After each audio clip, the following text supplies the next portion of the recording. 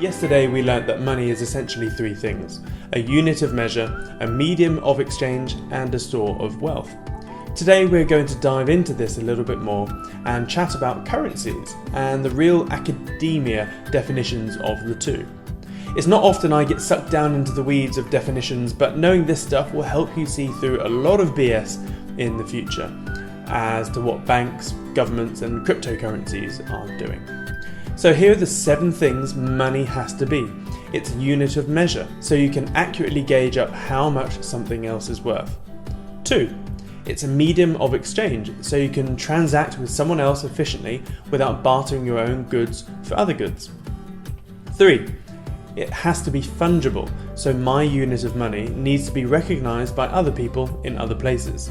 That way we can all agree that the money we both hold is the same. 4. It has to be divisible, so you can break it into relatively smaller bits to buy cheaper things. 5. It has to be durable. It has to be able to withstand different climates, temperatures, and transportation.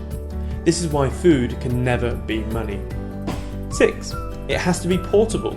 You need to be able to transport large amounts of wealth on you in person. Again, this is why food or oil can't be money. 7. This is the most important point out of the 7. Money has to be a store of wealth over long periods of time. No exceptions. Nada.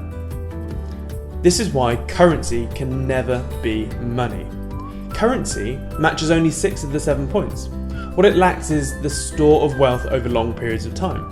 The reason for this is because currency is often relatively fragile compared to, say, gold and silver, and doesn't last too long.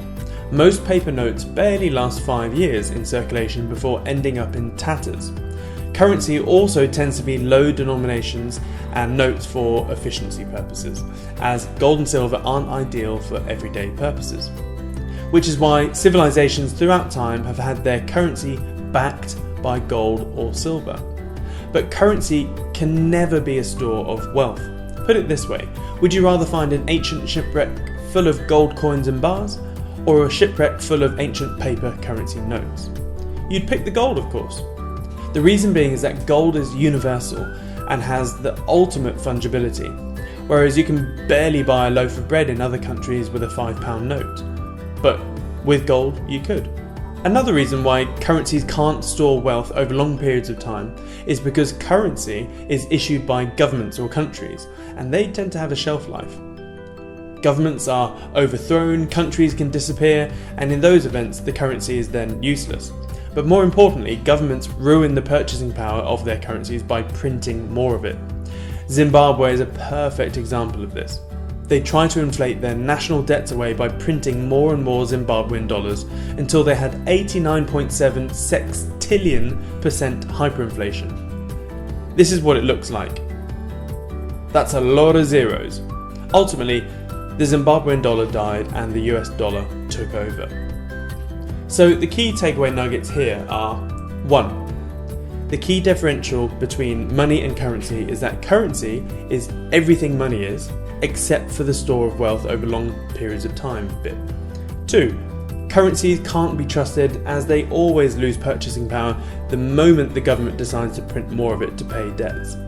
This is why gold and silver has a good 5,000 year track record and has kept its wealth because governments just can't print more gold or silver. 3. Over the next few years you're going to hear a lot about Bitcoin and cryptocurrencies, and also the new form of world money from the International Monetary Fund called the SDR. It stands for Special Drawing Rights, and it's something we will definitely cover.